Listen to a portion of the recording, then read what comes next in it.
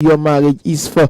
I am your humble host, EMIOLA ABDULHAMID is the name, and with me is here is our humble and able Sheikh, Sheikh DAUD ADELAKUN, the chairman Hablo Foundation. For the past 3-4 weeks, we've been discussing on WAQF endowments, and today we're looking at the procedures for WAQF. Procedures for WAQF is what we are looking at today. Assalamu alaikum wa rahmatullahi wa barakatuh, Sheikh. عليكم السلام ورحمة الله وبركاته. أعوذ بالله السميع العليم من الشيطان الرجيم. لا إتامة كلها من شر ما خلق. بسم الله الذي لا يضر مع اسمه شيء في الأرض ولا في السماء والسميع العليم. الحمد لله والصلاة والسلام على ما لا نبي بعد ورسولنا محمد وعلى آله وصحبه أجمعين. رب اشرح لي صدري ويسر لي أمري واحلل عقدة من لساني يفقهوا قولي. اللهم اجعلنا هداة مهتدين ولا تجعلنا ضلا مضلين وسلم وبارك على حبيبك ونبيك محمد وعلى آله وصحبه أجمعين. We thank Allah subhanahu wa ta'ala, we glorify him and adore him and appreciate him sincerely with all our hearts, that he is our Lord and our Creator, and it's our responsibility to worship him alone without acting anything to his worship and our belief, and to worship him with the intention of getting reward from him, and worship him and do all our deeds on heart with the intention of earning al-Jannah to Firdaus. Almighty Allah subhanahu wa ta'ala, we ask you your infinite mercy to please accept everything we do as an ibadah. We ask you your infinite mercy to please guide our thoughts, guide our actions, guide our sayings, such that everything we do will be in consonance with your guidance, and all will be the things that will earn us al-Jannah. Allah, make not those who be guiding people aright, and not those who be misleading people. But la hawla wa la quwwata illa billah. Allah, we ask you, please bless our parents, the least ones who have gone to you, we have called them, but they give birth to us, they train us into your ways. Allah, our parents, our scholars, our teachers, our mentors, those who have influenced our life positively, that mean that you are the only Lord worthy of worship, and Islam is the only religion that is worthy of staying on, and you are Allah that is worthy of believing in and relying upon. Allah, please forgive all of them who have gone, and bless all of them that still arrive. Similarly, bless our children, guide them to the right path. Let them be better than us in faith and understanding of Islam and in practice of Islam. In the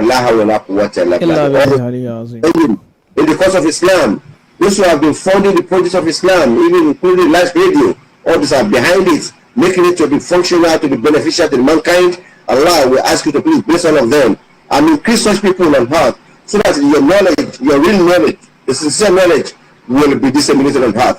Allah, give us the right to do all this right thing, but Allah hawla wa la quwwata illa billah. Similarly, our listeners, those who listen to our programs and they comment and they encourage us to improve on the contents of the programs, and those who behind the scenes that are not seeing, they are there but they are not seeing them.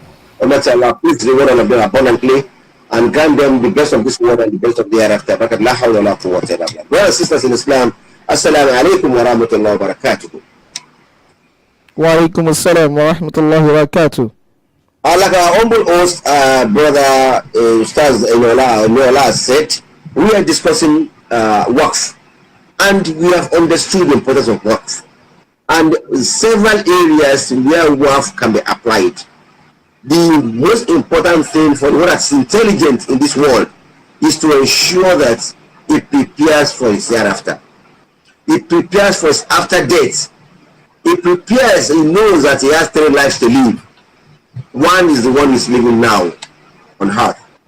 He has another one to live in Barzakh. When he dies, he's going to stay in the grave for a long number of years, a minimum of 1,000 years. Anybody that dies, even the day the world is going to come to an end, will spend 1,000 years on earth. And how do we do that? Because Allah says, a day in the sight of Allah is like 1,000 by your own reckoning. So that day in which the world is going to come to an end, and everybody must stay at least a day in grave. At least a day in grave. And a day to Allah is 1,000 of our own reckoning here. Those years that you spend in the grave, a lot of things will be happening there. They are pre-judgment area. It's just like somebody, a criminal that has been arrested. and he's been put in detention, in jail,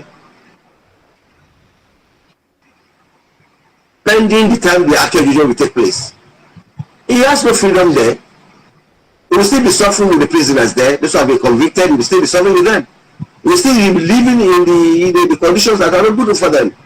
Except such a person is such that is a special VIP, socially recognized person. Even though he's in prison, he will enjoy it. He will give some facilities. Such is the person that does good in this world.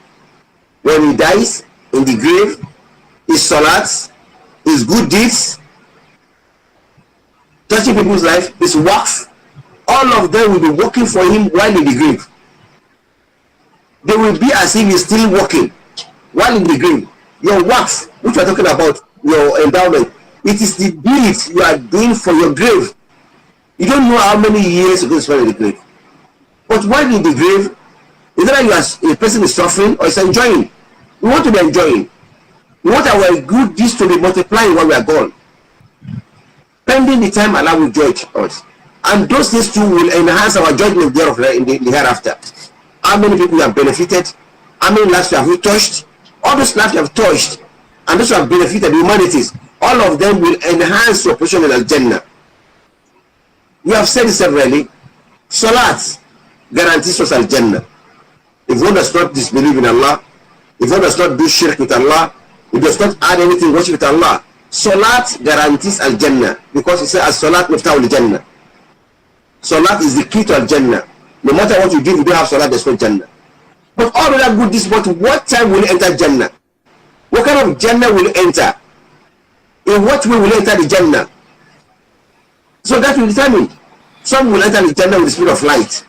Bim! Because everybody must cross As-Sirat. Everybody must cross what you call As-Sirat, the bridge. The bridge cross over the fire, over the hellfire. And so on top of it, you are going to walk to Al-Jannah. Some on this As-Sirat, they will fly like a flashlight, speed of light. Bim! Some will be like a jet. Some will be in speed boats, in speed cars. And some will be in a what do you call it? In a motorbike. Some will be on bicycles. Some will be on cars. Some will be on rickety cars. Some will be on bicycle. So some will be crawling. Some will be like a snail. So all of that are going to cause this Sirat. What are the things that will make your crossing of Sirat easier and faster? These are the good deeds you do in addition with your Salat. Is this WAQF that you leave behind you when you are gone? All this will enhance your position. That is why it's important for each and everybody to take this issue of WAQF very, very important. Those of us that are still alive, if our parents are gone, we can still do some endowment on their part, start with Jariya on their part. We can create a WAQF for them when they are gone. We can create for ourselves. And don't forget, I've told several in the hadith of Rasulullah of Ibn Mas'ud, that has said that Rasulullah said, Ayyukum malu warithahu ahabbu ilayhi min malihi. Ayyukum malu warithahu ahabbu ilayhi min malihi. Qala ya Rasulullah, ma minna ahabbu ila malahu ahabbu ilayhi. ما منا أحد إلا ما له أحب إليه. ما منا أحد إلا ما له أحب إليه. وقال صلى الله عليه وسلم فإن ما له ما قدم وما له وارثه ما آخر. ما له ما قدم وما له وارثه ما آخر. This hadith Ibn Mas'ud radiyallahu ta'ala anhu, we know that the message of Allah, Muhammad sallallahu alaihi wasallam, ask people